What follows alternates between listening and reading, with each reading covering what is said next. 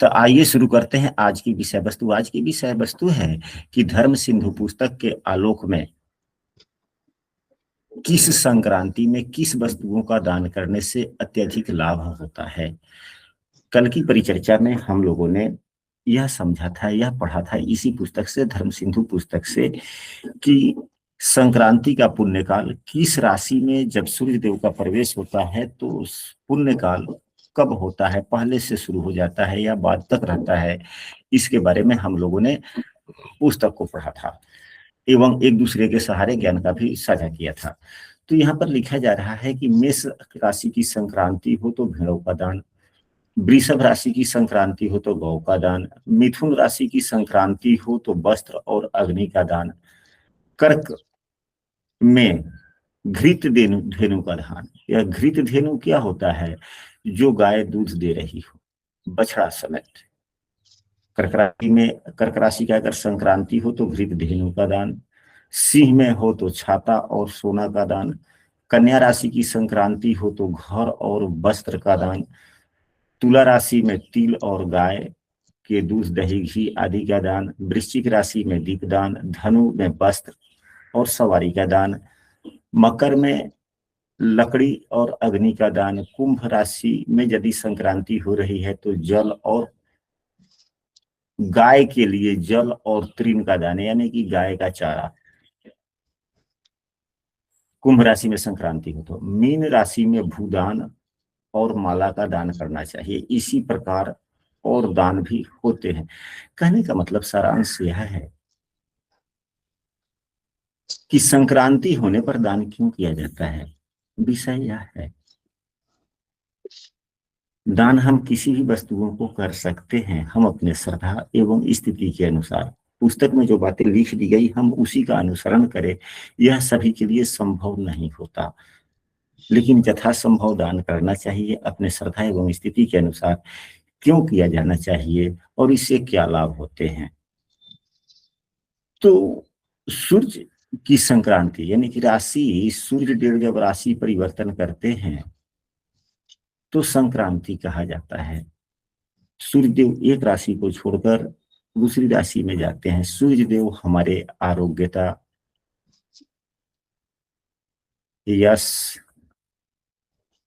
प्रतिष्ठा, उन्नति, समृद्धि, ऐसी बातें जिससे के सहारे हमारा नाम आगे बढ़ता है, हमारा यश आगे बढ़ता है, वो सभी चीजों के परिचायक हैं, प्रदाता है।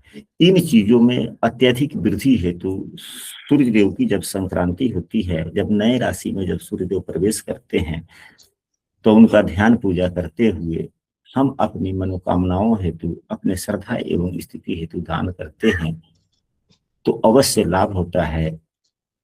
ऐसा शास्त्रों में बतलाया गया है और गुरुजनों के द्वारा भी कहा जाता है। तो हम शास्त्रोक्त जब काम करते हैं तो शास्त्रों में लिखी गई बातों के अनुसार हमें फल भी मिलता है। अब यहाँ पर और नीचे दिया गया है अयन संक्रांति। कल की कक्षा में हम लोगों ने अयन संक्रांति के बारे में पढ़ा था कि अयन संक्रांति कब होता है, किसे कहा जाता है। तो जब सूर्यदेव, वैसे पूरे वर्ष भर में दो अयन होते हैं, एक उत्तरायण, दूसरा दक्षिणायन, दो अयन होते हैं। तो जब सूर्यदेव उत्तरायण जाते हैं यानी कि मकर राशि में प्रवेश करते हैं तो उत्तरायण होता है, और कर्क राशि में प्रवेश करते हैं तो दक्षिणायन होता है। दक्षिणायन होता है। कर्क राशि में प्रवेश करते हैं यानी कि अयन संक्रांति तथा मेष और तुला संक्रांति, यानी कि यह एक तो हो गया उत्तरायण, हो गया दक्षिणायन। तो यहाँ पर 11, 12, 1, 2, फिर 3, फिर 4, 5, 6, फिर 7, यह एक के बारे में नहीं कि मेष संक्रांति, और यह तुला 7 के बाद में फिर 8, 9, फिर यह 10वां, यानी कि हर तीसरी संक्रांति हर तीसरा संक्रांति, आप मेष से शुरू करके तीसरी संक्रांति ले लीजिए, या अयन परिवर्तन होता है तब से तीसरी संक्रांति। अगर मेष संक्रांति को ले लिया गया तो उससे तीसरा या चौथा कह लीजिए ना, तीन छोड़ करके, तो 1 2 3 छोड़ दिए तो ये चौथा हो गया। ज्योतिष के नियमानुसार तो चौथा हो जाएगा, क्योंकि जिसमें प्रवेश करता है तो उसको भी गिन लिया जाता है। तो 1 2 3 4 चौथा, फिर उससे चौथा सातवां, फिर उससे सातवां तो 10, फिर उससे सातवां, फिर भले उससे चौथा तो 1 हो जाएगा। यानी कि हर चौथी संक्रांति जो होती है वह पुण्यदायिनी होती है। इसमें ऐसा कहा जाता है, हमारे गुरुजनों का कहना है कि कम से कम संक्रांति के उपलक्ष्य में यदि हम कोई पूजा पाठ करते हैं, कुछ दान करते हैं, तो उससे पूर्व में 1 रात्रि का उपवास अनिवार्य है। अब यहाँ पुस्तक में लिखा गया है कि अयन संक्रांति तथा मेष और तुला संक्रांति जो हम लोगों ने यहाँ पर एक किया कि मकर, मेष, कर्क, तुला या मकर की संक्रांति हो और हमें यदि पूजा पाठ करना हो, दान करना हो अपने श्रद्धा से, तो पुस्तक में लिखा जा रहा है पहले 3 रात्रि या 1 रात्रि उपवास करके दान आदि करना चाहिए। तो 3 रात्रि तो थोड़ा लंबा हो जाता है, यह संभव हो पाएगा न हो पाएगा यह कहा नहीं जा सकता, परंतु 1 रात्रि तो निश्चित रूप से संभव हो सकता है, क्योंकि आजकल भाग दौड़ की जिंदगी में व्यक्ति कभी कहीं होता है, कभी कहीं हो सकता है। यदि हो सके तो 3 रात्रि, नहीं तो कम से कम 1 रात्रि उपवास करके अगले दिन पुण्य काल में यदि हम पूजा करते हैं, अर्चना करते हैं भगवान विष्णु की या सूर्यदेव की, और अपने श्रद्धा और अपनी स्थिति के अनुसार कुछ दान अपने मनोकामनाओं हेतु करते हैं, तो बहुत ही फल मिलता है। लेकिन यह उपवास किसे करना चाहिए, किसे नहीं करना चाहिए, इसके बारे में भी इस पुस्तक में बताया गया है। यहाँ पर लिखा जा रहा है कि यह उपवास पुत्र वाले गृहस्थ को छोड़कर जो व्यक्ति पुत्रवान हैं उन्हें यह उपवास नहीं करना चाहिए।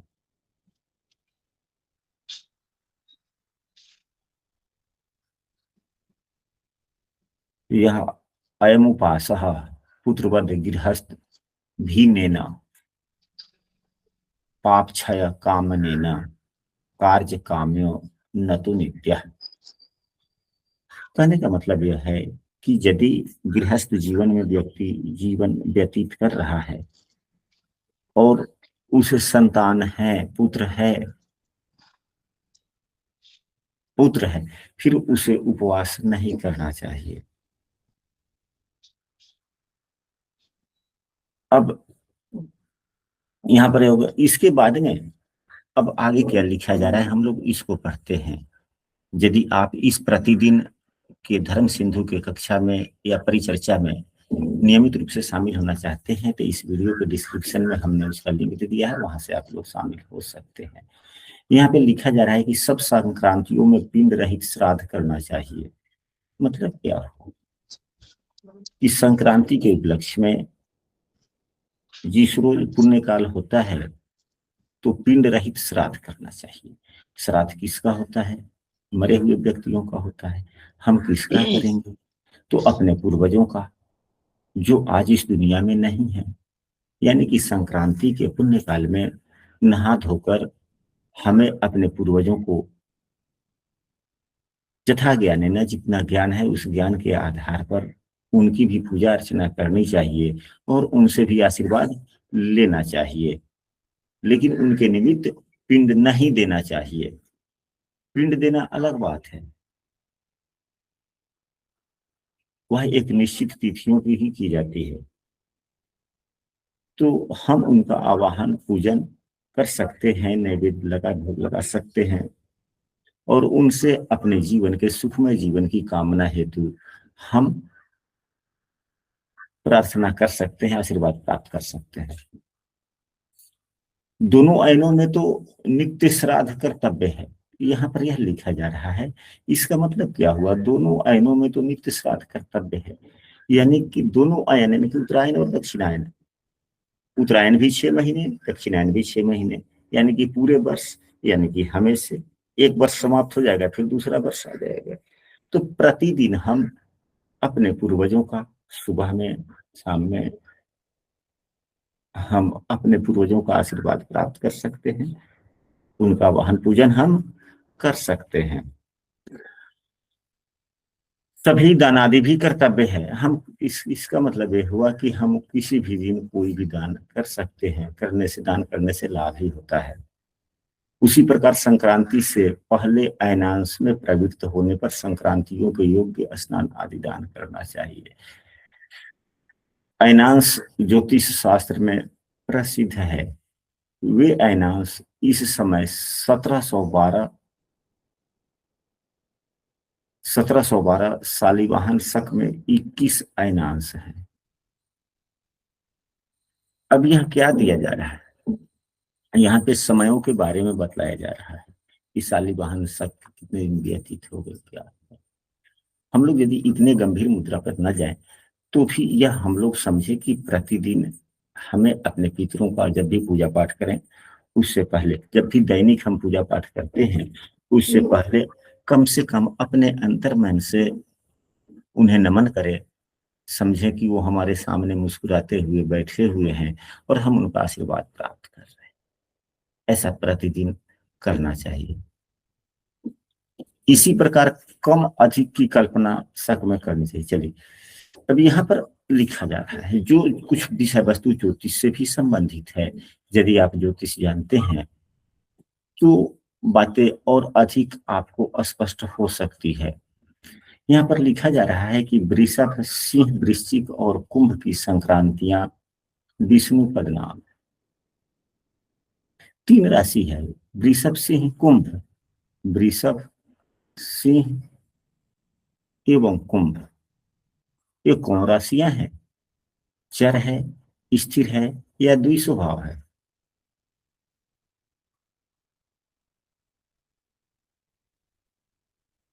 ये स्थिर राशियां हैं। क्या है? 2, 5, 11 स्थिर राशियां हैं। स्थिर राशियों को विष्णु पद कहा गया है। मिथुन, कन्या, धनु, यानी कि 3, 6, 9, ये द्विस्वभाव की राशियां कही गई है।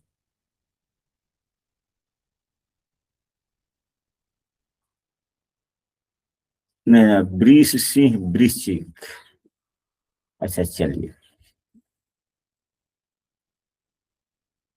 20, हाँ तो इसमें चलिए, हाँ,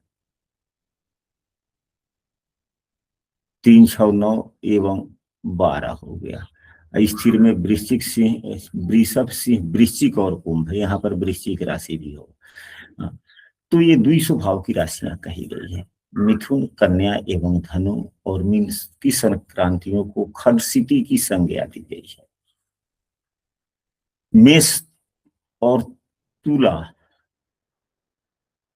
मेष और तुला का विषुव नाम संज्ञा है। कर्क और मकर की संक्रांति का नाम आयन है।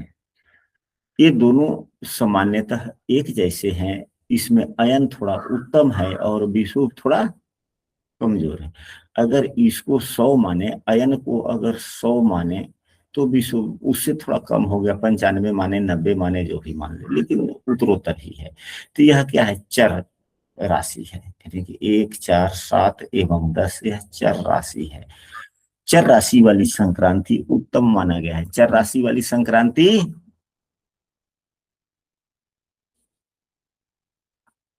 उत्तम माना गया है, जैसा कि हम लोगों ने यहाँ पर पहले पढ़ा कि 1 नंबर की राशि चर राशि है, 4 नंबर की राशि भी चर है, 7 नंबर की राशि भी चर है, 10 नंबर की राशि भी चर है। तो इसमें पूजा करना, इसमें दान करना ज्यादा उत्तम माना जाता है।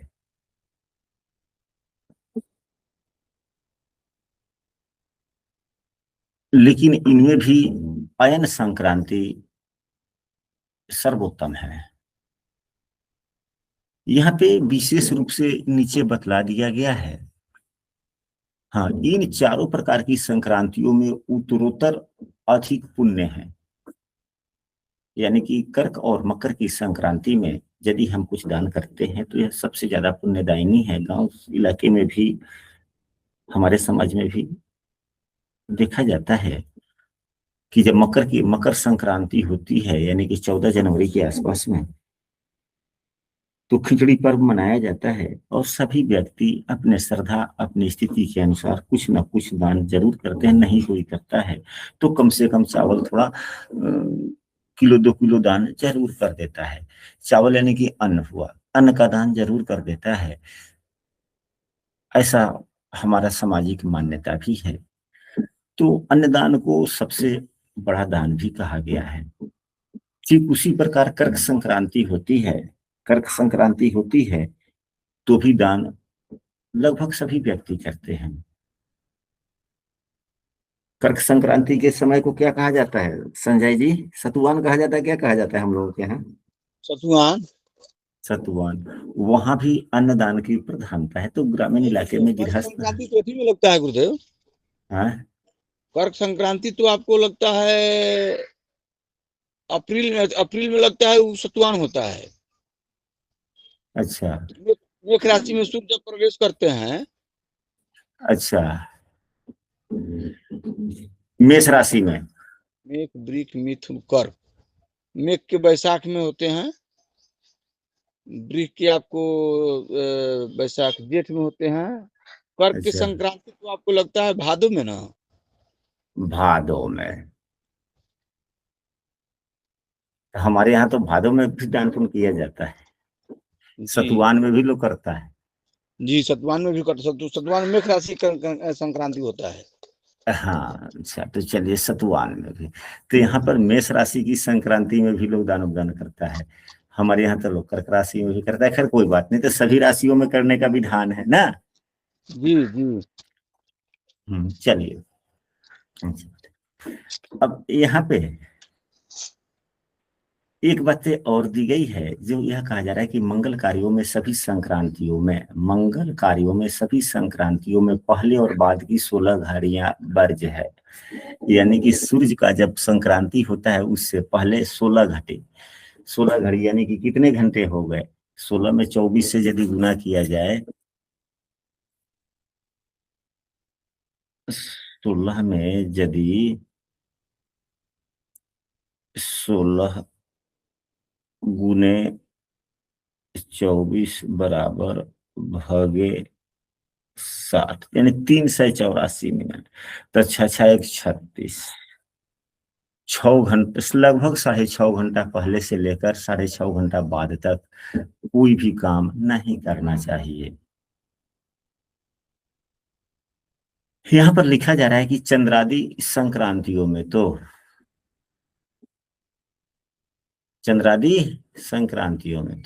अब चंद्रादि का मतलब क्या हुआ? ये तो ज्योतिष के जानकार व्यक्ति ही समझ पाएंगे। कर्मकांड वाले उतने नहीं जानेंगे जितना जिनको ज्योतिष की जानकारी है, ग्रहों का गोचर, ग्रहों का राशि परिवर्तन, ग्रहों के गुणधर्म जानकारी है। तो आदि, जब जिस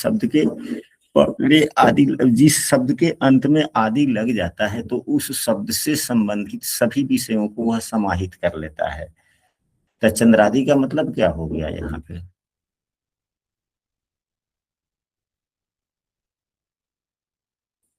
तो ग्रहगण कितने होते हैं? 9 होते हैं। तो सूर्य के बारे में तो पूर्ण सूर्य संक्रांति के बारे में हम लोगों ने पढ़ लिया। फिर उसके बाद में चंद्रादि, यानी कि चंद्रमा से लेकर सभी। तो चंद्रमा, मंगल, बुध, गुरु, शुक्र एवं शनि, साथ में कम से कम यहाँ तक तो मानना ही चाहिए, क्योंकि राहु केतु को ग्रह नहीं माना गया है, उन्हें सिर्फ छाया के रूप में ही माना गया है। अगर लिया जाए तो इसको भी ले सकते हैं, नहीं तो कम से कम शनि तक को तो मानना ही चाहिए कि जब भी इन ग्रहों का राशि परिवर्तन हो तो। संक्रांति किसे कहा जाता है? जब सूर्य एक दूसरे माने एक राशि से दूसरे राशि में प्रवेश करते हैं, हाँ, उसी समय ना संक्रांति लगती है। हाँ, तो संक्रांति का मतलब ही वही हुआ ना कि राशि परिवर्तन ना। जी। संक्रांति का मतलब राशि परिवर्तन। तो अब यहाँ पर अन्य ग्रहों के बारे में भी, तब यहाँ पर तो पहले अब अन्य चंद्र आदि, तो कम से कम चंद्रमा को ही लिया जाए तो चंद्रमा तो 2.25 दिन में राशि परिवर्तन कर लेते हैं। तो मेष आदि 12 राशियों में, हाँ, तो यहाँ पर लिखा जा रहा है कि पहले और दूसरे दिन मिलकर क्रम से 2, 9, 2, 84, 6, 150 घड़ियां छोड़ने योग्य है। क्या इसका उपयोग हम लोग करते हैं? कोई कर्मकांडी व्यक्ति लोग करता है?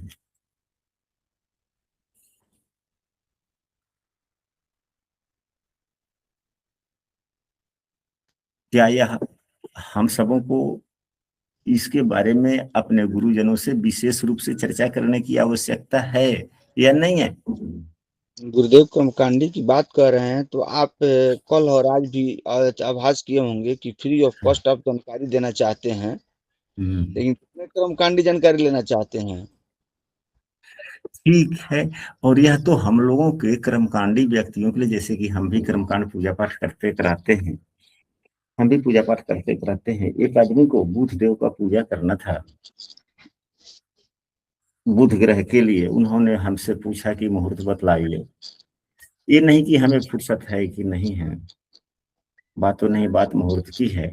तो उनके लिए, उनके योग्य, उनके राशि के योग्य बुध के पूजा के लिए दिन इस ज्येष्ठ मास में, शुद्ध मास में नहीं मिल सका। फिर बुध आषाढ़ में नहीं मिल सका। आषाढ़ के अंतिम शुक्ल पक्ष के अंतिम समयों में मिला। तो कभी कभी मुहूर्त के निर्धारण में हम लोग, अब वह किस कामना से बुध देव की पूजा करना चाहता है, किस कामना से करना चाहता है, वह कामना किस नक्षत्र के अंतर्गत में आता है, वह नक्षत्र भी हो, बुधवार दिन भी हो, और उससे संबंधित तिथियां भी हो, तभी तो। जब तीनों, कम से कम पंचांग में 5 चीज कहे गए हैं ना, जी। पंचांग में 5 चीज बतलाए गए हैं। तो कम से कम जिस अभिलाषा हेतु हमें काम करना है वह तिथि भी मिले। हम लोगों के मुहूर्त शास्त्रों में तो यह भी बतलाया गया है कि किस तिथि को क्या काम करना है। अगर कोई काम ऐसा है जो अगर बुधवार दिन भी मिल रहा हो, अष्टमी तिथि है, तो अष्टमी तिथि के दिन जो काम नहीं किए जाते हैं, वही काम की कामना से अगर वह पूजा करना चाहता है तो क्या अष्टमी तिथि को होगा? ये संभव नहीं है।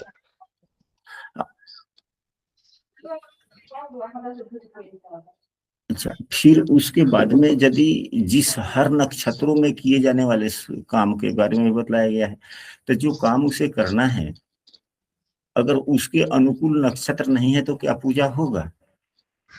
नहीं, फल नहीं, नहीं मिलेगा, पूजा तो हो ही सकता है, फल नहीं मिलेगा। पूजा तो जब तक हम सबों को यह ज्ञान नहीं होगा तब तक। मुहूर्त का निर्धारण करना अलग बात है, बड़ा टफ विषय है। पूजा करना आसान है, पूजा तो किसी भी विधि से की जा सकती है, भावना पवित्र हो तो आप केवल नमन कर लेंगे तब भी हो गया। लेकिन मुहूर्त तो उत्तम होनी चाहिए। चलिए, इसके बाद में यह हमारी अपनी विचार है, अन्य विद्वानगणों का विचार अलग हो सकता है।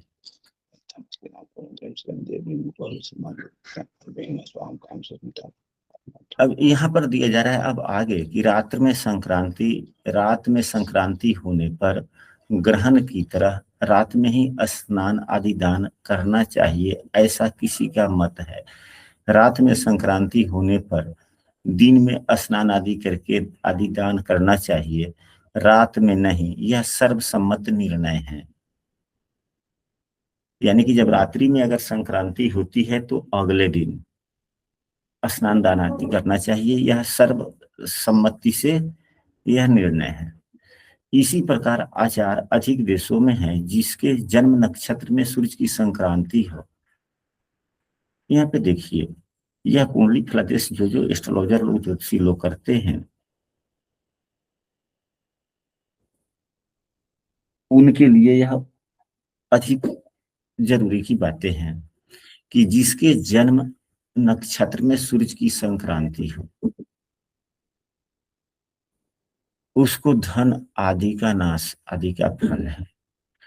तो प्रत्येक वर्ष में सभी नक्षत्रों में एक बार सूरज की संक्रांति हो जाती है। यह क्या है, नक्षत्र प्रवेश। जो गांव देहात में लोग कहते हैं कि हाँ कौन नक्षत्र चलेगा पंडित जी, तो रोहिणी आद्रा कब आई, तो उत्तरा कब आई, तो हथिया कब आई, चित्रा कब आई, पूर्वा कब आई, मृगडाह कब आई। यह क्या है, कहने का मतलब है कि मृगडाह का मतलब हुआ मृगीसरा नक्षत्र। रोहिणी कब आई, अभी रोहिणी अभी कुछ दिन पहले शुरू हुआ था, तो गृहस्थ लोग की हाँ रोहिणी पड़ गए पंडित जी, तो हाँ तो धान के बिया लगना चाहिए, अब आम पकना शुरू हो जाएगा। तो ये समझ, तो ये सभी नक्षत्र हैं। जब वही जो सूर्य देव जब उन नक्षत्रों में जाते हैं तो लोग नक्षत्र कहता है, यह नक्षत्र संक्रांति है। तो प्रत्येक वर्ष में एक बार सभी नक्षत्रों में नक्षत्र संक्रांति सूरज की हो जाती है। तो जिसका जन्म जिस नक्षत्र में होता है, उस नक्षत्र में जब सूरज की संक्रांति होती है, तो वह जो 15 दिन के आसपास का समय होता है, उसके लिए धन हानि का संकेत देता है। गुरुदेव लेकिन एक यह बात आता हाँ है, जी, हाँ जी बोलिए। एक प्रश्न आता है देहात में हम्म कि हस्त नक्षत्र जब चलता है हम्म तो लोग सिंहा सिंहा कहता है, सिंहा क्या है?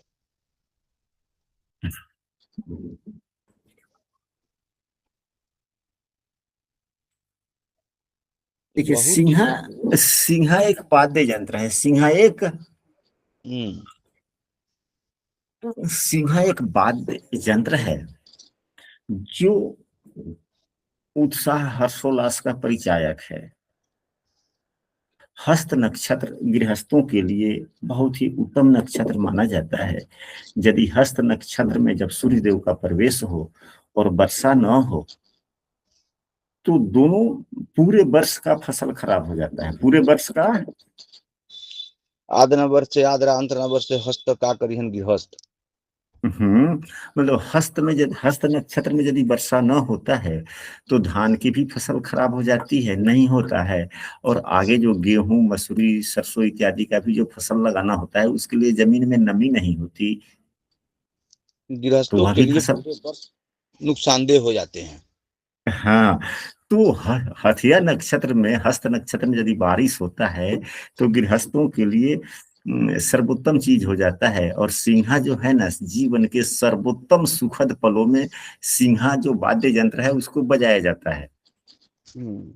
तो जब हस्त नक्षत्र आता है तो गृहस्थ लोग सोचते हैं कि अब तो सब वर्ष भर का खुशियों का दिन आ गया, तो सिंहा बजाओ, सिंहा को हो। ये सब हो सकता है, जहां तक हमारे अपने विचार हैं, अन्य विद्वानों के विचार चाहे जो हो। जो आप बता रहे हैं इससे संकेत मिलता है कि हाँ, जब हत्या नक्षत्र में गर्जन होती है तो लोग हम्म, कहता है कि हाँ 2 घंटा ला, 2.5 घंटा ला रख थी सिंहार रख 2.5 दिन 2.5 घंटा दू प्रश्न आवेला गुरुदेव।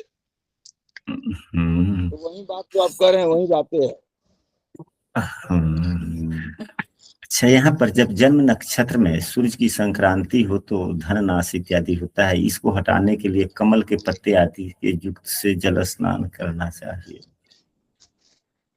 अब कमल के पत्ते आदि से यहाँ पर क्या संकेत है, तो हमारे यह बात हम अपने गुरुजनों से हमने पूछा था कि यहाँ पर कमल का पत्ता तो सभी को उपयोग नहीं है, तो हम क्या कर सकते हैं, क्या बता सकते हैं। तो उन्होंने कहा था कि वैसा फूल जो जल में खिलता हो और भगवान पर चढ़ता हो या शुभनीय हो, वैसा पौधा, जलीय पौधा जिसमें फूल भी लगता हो, फल नहीं लगता हो, चाहे जो भी हो, यानी कि जलीय फूल के पत्ते, जलीय फूल के पत्ते, अब यहाँ पर विषुव और आयन में दिन में संक्रांति हो तो पहली एवं दूसरी रात और उस दिन भी पढ़ना पढ़ाना छोड़ दे।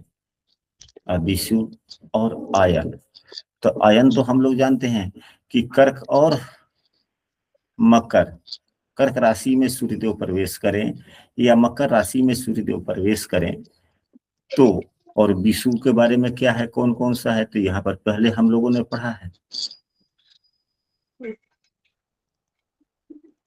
मेष और तुला, मेष और तुला, यानी कि हाँ, यानी कि चर राशि में, यानी कि चर राशि में जब सूर्य की संक्रांति हो, जिस रोज हो उससे एक रोज पहले और उस रोज और एक रोज बाद में, यानी कि 3 रोज हम लोगों को अध्ययन नहीं करना चाहिए, न पढ़ना चाहिए न पढ़ाना चाहिए, न पढ़ाना चाहिए।